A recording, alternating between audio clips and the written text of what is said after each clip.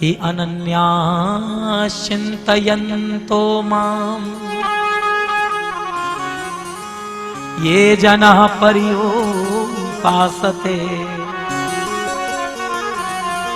तेषां नित्याभियुक्तानां योगक्षेमं वहाम्यहम्। ध्यान से सुनो, भगवान कहते हैं जो अनन्यता से मेरा चिंतन करता है उसके योगक्षेम का वहन मैं स्वयं करता हूं। हाँ, मैं करता हूं।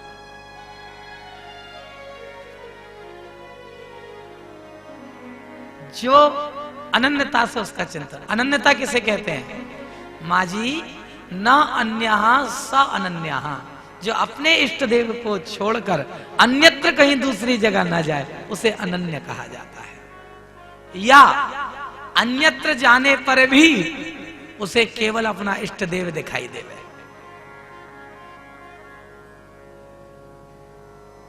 उसे अनन्यता कहते हैं। अब भगवान योगक्षेम का वहन करते हैं। एक कथा याद आ गई, सुना देता हूं।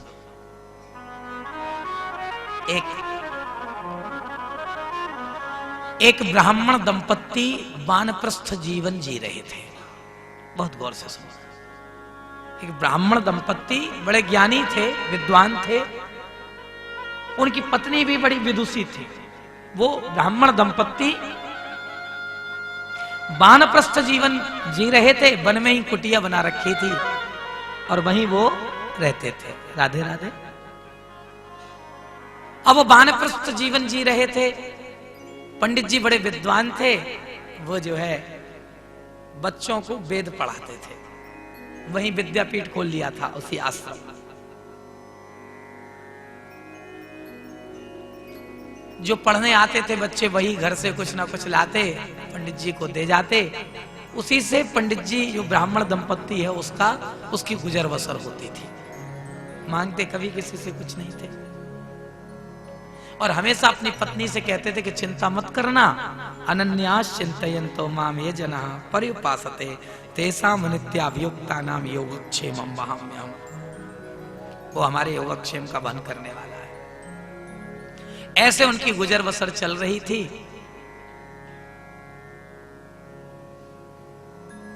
ध्यान से सुनना गोगोरिया जी।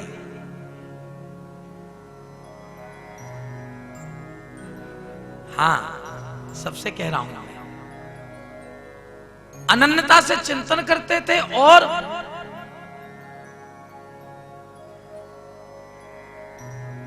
मन में विश्वास पक्का था कि भगवान ही योगक्षेम का वहन करते हैं।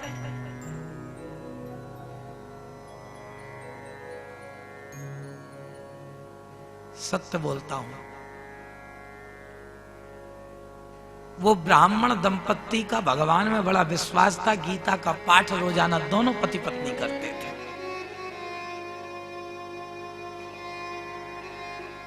दीपावली आ रही थी, कार्तिक का महीना चल रहा था, घर में कुछ अन्न और धन की कमी हो गई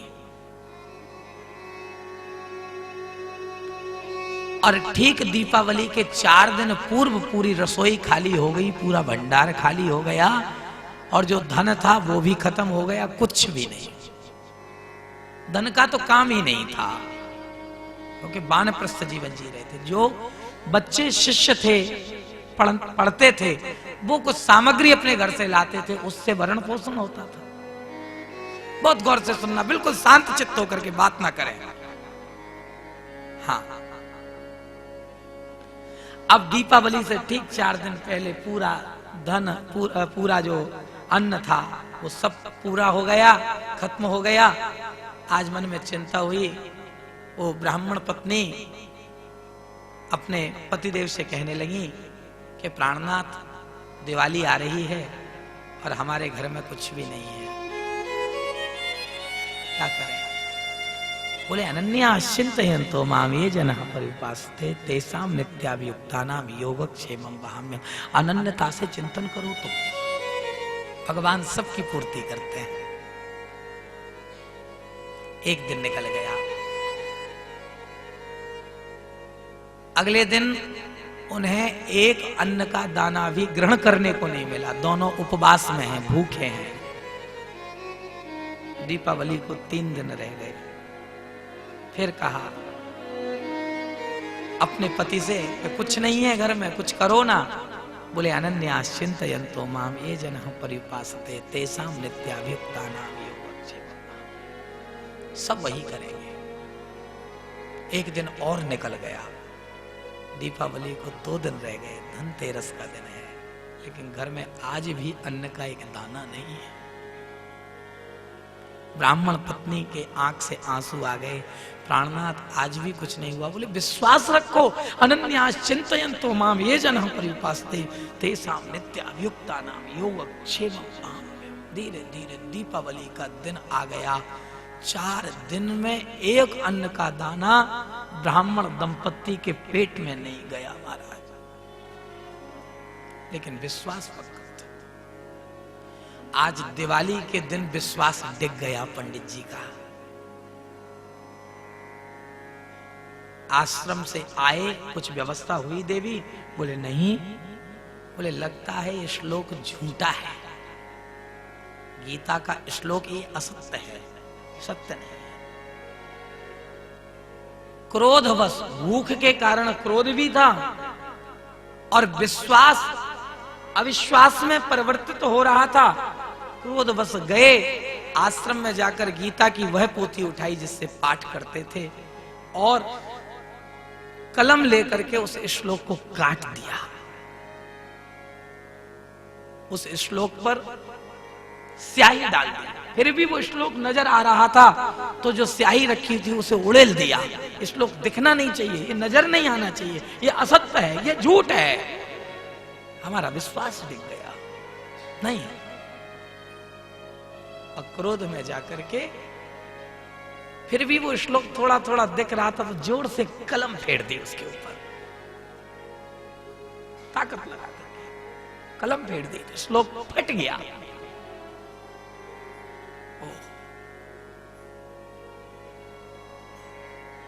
ये परिस्थिति बन गई। जाकर आश्रम में एक चौकी लगी थी, एक तखत लगा हुआ था, उस पर जाकर लेट गए, उस पर जाकर सो गए। दीपावली के संध्या में आज एक बालक अपने सिर पर पोटली रख के, जिसके सारे शरीर पर स्याही लगी हुई है, जगह जगह ऐसे निशान है मानो कोड़े से किसी ने पीटा हो,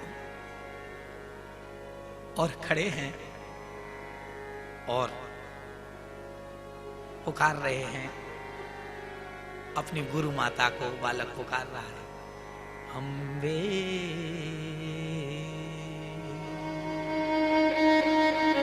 अम्बे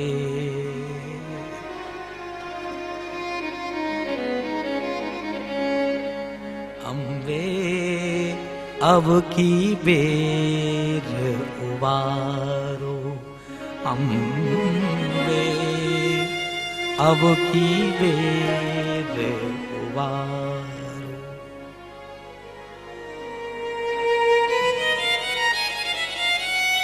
सिर पे अधिक बोझ है भारी, आके या ही उतारो, अम्बे अब की बेर उबारो, अम्बे अब की बेर उबारो। मां ने आवाज सुनी, बाहर आई, कोई बालक कराह कराह करके जोर से चिल्ला रहा है, अम्बे अब की बेर उबारो। बाहर आई, देखा सामने बालक खड़ा हुआ है जिसके शरीर पर बहुत सारी स्याही लगी हुई है और एक एक अंग जैसे मानो कोड़े से पीटा हो, किसी ने काट दिया हो, ऐसे चिन्ह बने हुए हैं शरीर पर, जिनसे रक्त बह रहा है। अब भोग लगा करके कहने लगा, मां अब मैं जा रहा हूं, मुझे गुरुजी से बहुत डर लगता है, कहीं वो आ जाएंगे तो मैं जा रहा हूं। ठीक है बेटा, ध्यान से जाना, और तुम अपने गुरुजी को क्षमा कर दिए होगे, मेरा विश्वास है ऐसा। इतना कहकर उस बालक को विदा किया। शाम को 7-8 बजे होंगे। अब गुरुजी वहां से आए, ब्राह्मण देवता वहां से आए, भूख के मारे बड़े उतावले थे। आकर देवता हाथ मुंह धोया, जाकर चौकी पर बैठ गए। ब्राह्मण पत्नी ने कहा, प्राणनाथ चलिए चल करके भोजन कर लीजिए, दाल चावल बनाया है। ना अवाक रह गए, कहां से आया? अरे बोले, आप ही ने तो भेजा था एक बालक को। मैंने? अरे मैंने किसी को नहीं भेजा। नहीं, आपने भेजा।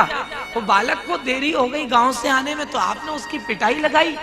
आपको ऐसा नहीं करना चाहिए था प्राणनाथ। इतना मारा जाता है कहीं बच्चों को? और इतना क्रोध कि आपने स्याही उठा करके उस बच्चे को ऊपर डाल दी। मैंने किस बच्चे के ऊपर डाली? नहीं नहीं, मैंने किसी के ऊपर स्याही नहीं डाली, मैंने किसी को नहीं पीटा, मैंने किसी को नहीं भेजा। नहीं नहीं, आपने भेजा था बालक। बोले कौन सी स्याही, कैसी स्याही? बोले अब ये तो नहीं बता सकती, पर मैंने उस बालक को नहलाया तो उसके शरीर की जो स्याही है वो मेरे हाथों पर लग गई। प्राणनाथ कहां, दिखाओ। आज उन मां ने अपने दोनों हाथ ब्राह्मण विद्वान जो पंडित जी हैं उनके सामने कर दिए, और जैसे ही वो हाथ किए तो स्याही के बीचों बीच आज पंडित जी को कुछ दिखाई दिया लिखा हुआ। बोले क्या लिखा था? बोले अनन्यास चिंतयन्तो माम ये जना परिउपासते तेषां नित्याभियुक्तानां योगक्षेमं माम।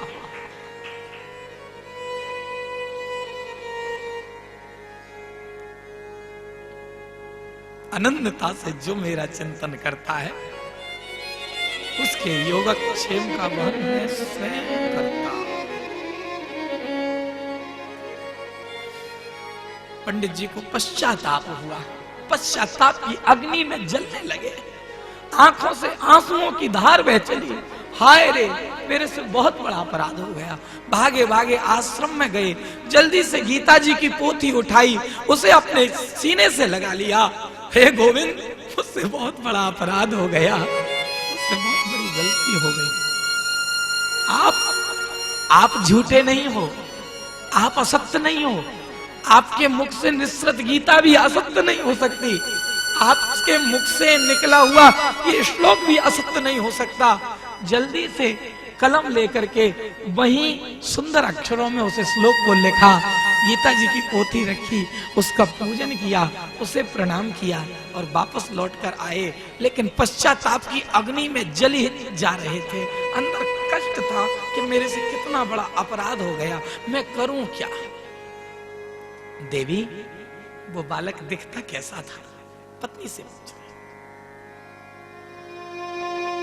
प्राणनाथ अब क्या बताऊं मैं आपको, वो कैसा दिखता था? बस आया था, रंग सांवला था, नेत्र रत्नारे थे,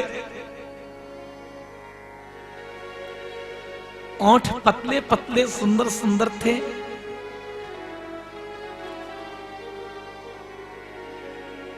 और कपोल जो गाल हैं वो पूर्णिमा के पूर्ण चंद्र की तरह गोल गोल थे। नासिका सुडौल थी,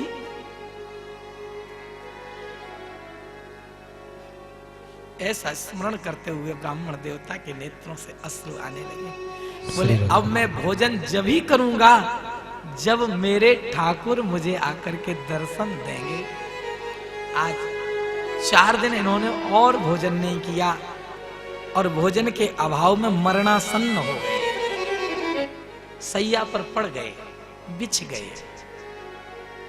कहा, हे द्वारिकानाथ, हे कृष्ण, तुम अब नहीं आओगे? मेरी आंखें तुम्हारा दर्शन करने के लिए तरस रही हैं। कहीं ऐसा ना हो कि तुम्हारा दर्शन करे बगैर ही मेरे प्राण निकल जाएं। इतना कहा, बिल्कुल मृत्यु सैया पर थे कि उसी क्षण मेरे श्री ठाकुर जी वहां पर प्रकट हो गए। बोले चिंता मत करो ब्राह्मण देवता, ऐसा कभी हो नहीं कि मैं ना आऊं। भगवान ने दर्शन दिया। तो अनन्या चिंतयन्तो माम ये जना पर्युपासते तेषाम नित्याभियुक्तानाम योगक्षेमं वहाम्यहम्। वो सबके योगक्षेम का वहन करता है।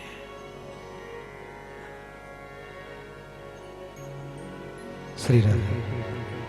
अम्बे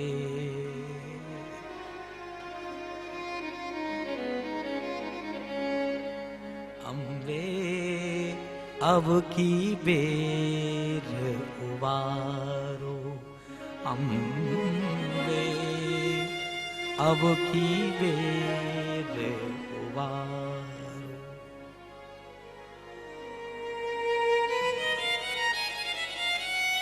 सिर पे अधिक बोझ है भारी, आके या ही उतारो अम्बे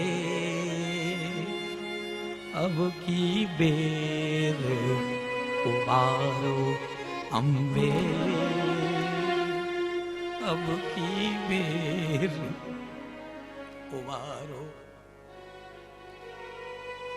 माँ ने आवाज सुनी, बाहर आई। कोई बालक कराह कराह करके जोर से चिल्ला रहा है, अम्बे अब की बेर उबारो।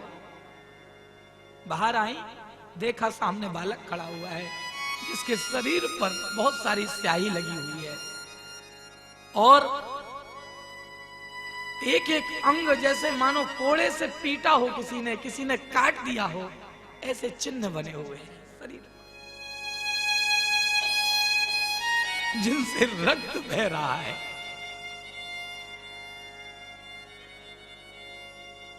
आज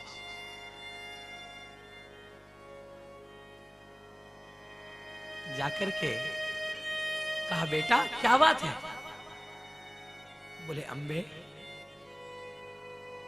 मेरो गांव अति दूर है और गुरुजी ने मुझे कल आज्ञा दी कि कछु भोजन सामग्री लेके आई हो, और मैं आते आते थोड़ा विलंब होएगा, हुए देरी है गई। तो गुरुजी ने मुझे बहुत पीटा है छड़ी से,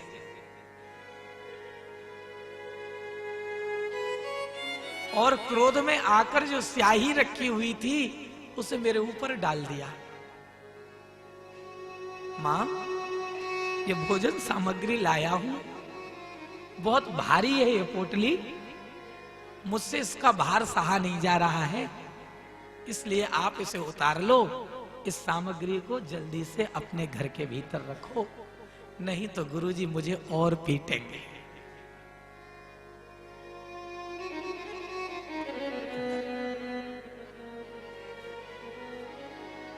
मां ने सामग्री उतारी। बेटा गुरुजी ने भूख के कारण क्रोधवश तुमसे कुछ कह दिया होगा, तुम्हें पिटाई लगा दी, मैं तुम्हारे गुरुजी की ओर से तुमसे क्षमा मांगती हूं, गुरुजी को क्षमा कर देना।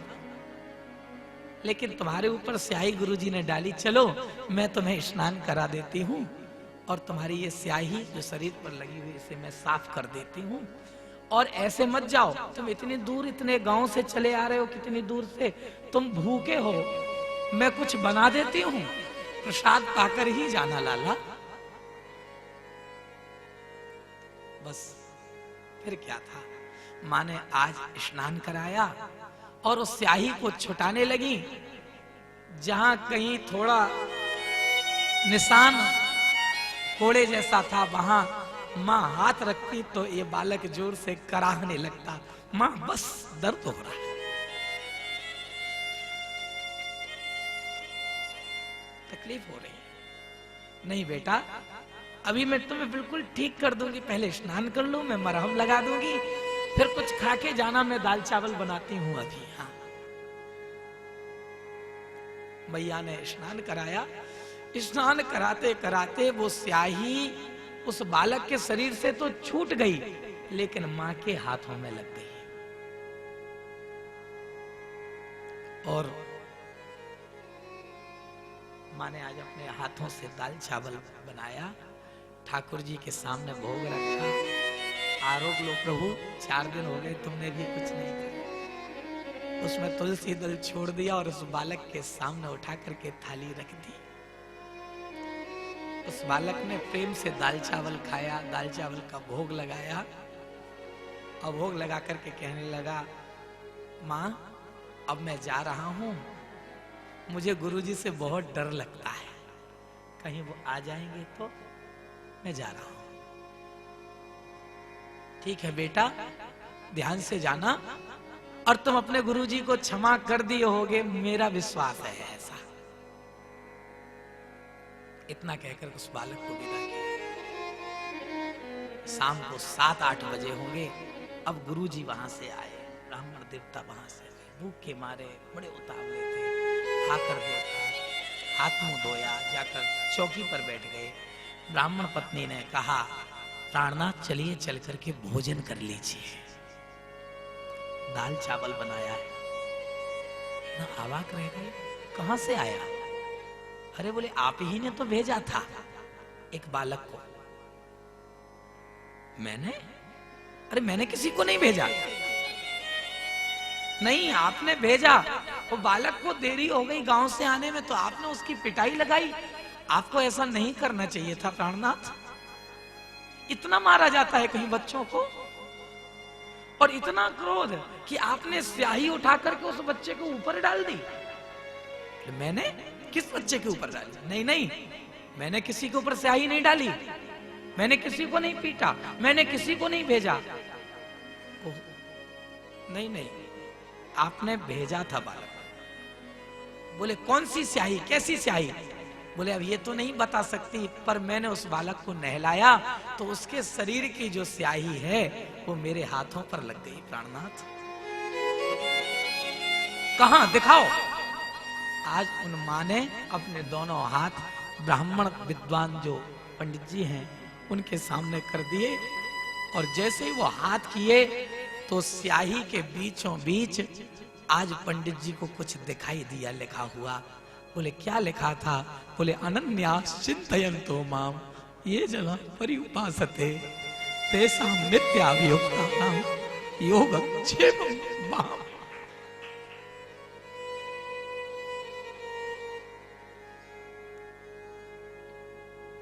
अनन्यता से जो मेरा चिंतन करता है उसके योगक्षेम का वहन मैं स्वयं करता हूं। पंडित जी को पश्चाताप हुआ, पश्चाताप की अग्नि में जलने लगे, आंखों से आंसुओं की धार बह चली। हाय रे, मेरे से बहुत बड़ा अपराध हो गया। भागे भागे आश्रम में गए, जल्दी से गीता जी की पोथी उठाई, उसे अपने सीने से लगा लिया। हे गोविंद, मुझसे बहुत बड़ा अपराध हो गया, मुझसे बहुत बड़ी गलती हो गई। आप झूठे नहीं हो, आप असत्य नहीं हो। आपके मुख से निस्सृत गीता भी असत्य नहीं हो सकती, आपके मुख से निकला हुआ ये श्लोक भी असत्य नहीं हो सकता। जल्दी से कलम लेकर के वहीं सुंदर अक्षरों में उसे श्लोक को लिखा, गीता जी की पोथी रखी, उसका पूजन किया, उसे प्रणाम किया और वापस लौटकर आए। लेकिन पश्चाताप की अग्नि में जल ही जा रहे थे। अंदर कष्ट था कि मेरे से कितना बड़ा अपराध हो गया, मैं करूं क्या? देवी, वो बालक दिखता कैसा था? पत्नी से पूछा। अब क्या बताऊं मैं आपको, वो कैसा दिखता था? बस आया था, रंग सांवला था, नेत्र रत्नारे थे, ओंठ पतले पतले सुंदर सुंदर थे,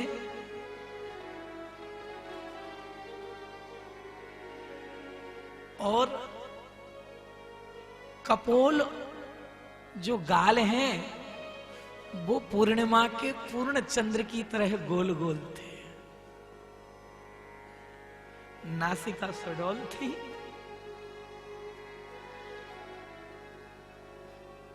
ऐसा स्मरण करते हुए ब्राह्मण देवता के नेत्रों से अश्रु आने लगे। बोले अब मैं भोजन जब ही करूंगा जब मेरे ठाकुर मुझे आकर के दर्शन देंगे।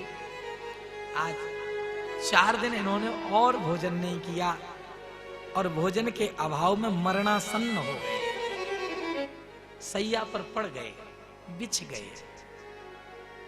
कहा, हे द्वारिकानाथ, हे कृष्ण, तुम अब नहीं आओगे। मेरी आंखें तुम्हारा दर्शन करने के लिए तरस रही हैं। कहीं ऐसा ना हो कि तुम्हारा दर्शन करे बगैर ही मेरे प्राण निकल जाएं। इतना कहा, बिल्कुल मृत्यु सैया पर थे कि उसी क्षण मेरे श्री ठाकुर जी वहां पर प्रकट हो गए। बोले चिंता मत करो ब्राह्मण देवता, ऐसा कभी हो नहीं कि मैं ना आऊं। भगवान ने दर्शन दिया तो अनन्या चिंतयन्तो मां ये जना पर्युपासते तेषां नित्याभियुक्तानां योगक्षेमं वहाम्यहम्। उस सबके योगक्षेम का वहन करता है।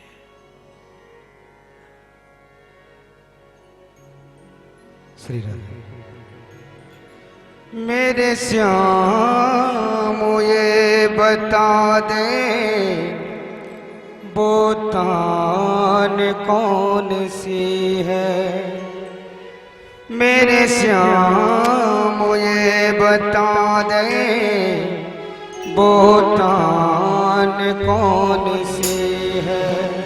मेरे श्याम ये बता दे वो तान कौन सी है।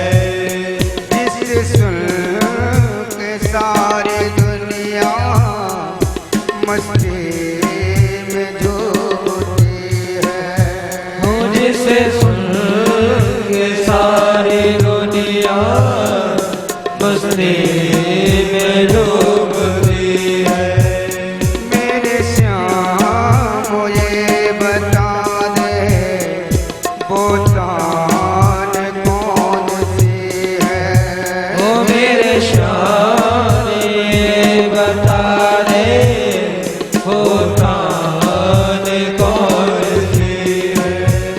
जिसे सुन के सारी दुनिया मस्ती में झूमती है।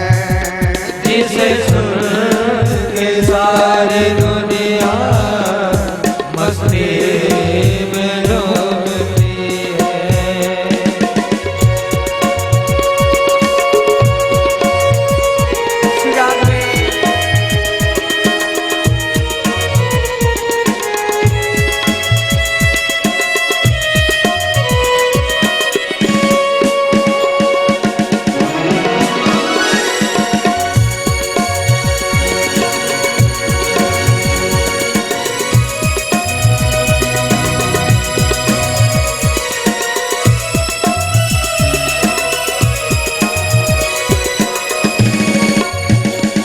मेरे दिल में बस गया है तेरा जीव चेहरा।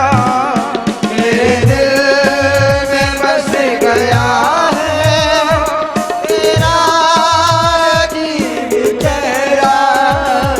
तेरे दिलकश तेरी अदा है जुल्फों का घना पहरा। दिलकश तेरी अदा है जुल्फों का घना पहरा। मेरे दिल में बस गया है तेरा अजीब चेहरा। मेरे दिल में बस गया है तेरा अजीब चेहरा। हंस कर के मोह लेते, हंस कर के मोह लेते वो मुस्कान कौन सी है। तो मेरे श्याम ये बता दो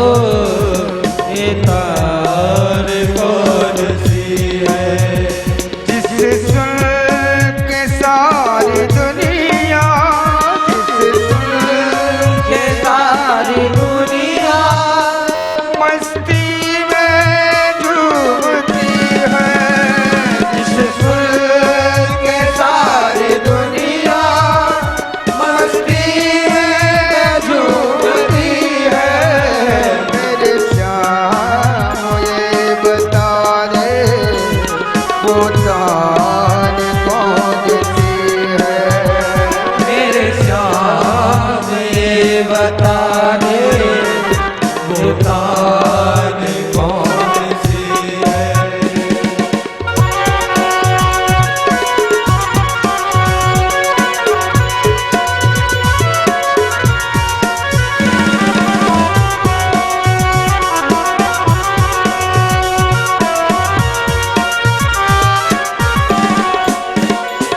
जादू भरी निगाहें करती हैं क्यों इशारा।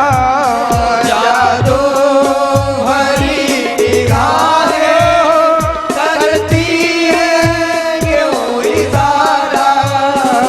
बाहों में भर तुमको लगता है बड़ा प्यारा। बाहों में भर तुमको लगता है बड़ा प्यारा। जादू भरी निगाहें करती है क्यों इशारा। जादू भरी निगाहें करती है क्यों इशारा। आती है मुझको तेरी, आती है मुझको तेरी वो याद कौन सी है। आती है मुझको तेरी वो याद कौन सी है। मेरे श्याम ये बता दे वो जान कौन सी है। मेरे श्याम ये बता दे वो जान कौन सी है।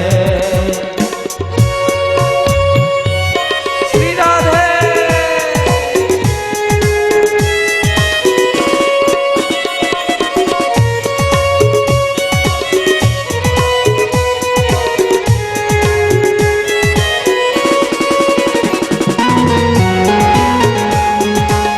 जय हो।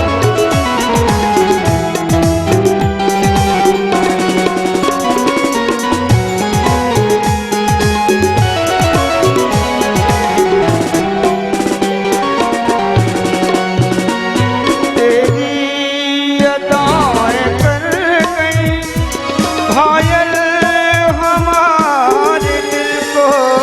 तेरी अदाएं कर गई शायर हमारे दिल को। तेरी अदाएं कर गई घायल हमारे दिल को। तेरी अदाएं कर गई घायल हमारे दिल को। मुस्कान तेरी गाना भाए हमारे दिल को। मुस्कान तेरी गाना आए हमारे दिल को। मेरे दिल मेरे दिल मेरे दिल तेरी अदाएं कर गई घायल हमारे दिल को। तेरी अदाएं कर गई घायल हमारे दिल को। कजरारी तोरी अखियाँ कजरारी तोरी अखियाँ वो नजर कौन सी है। कजरारी तेरी अखियाँ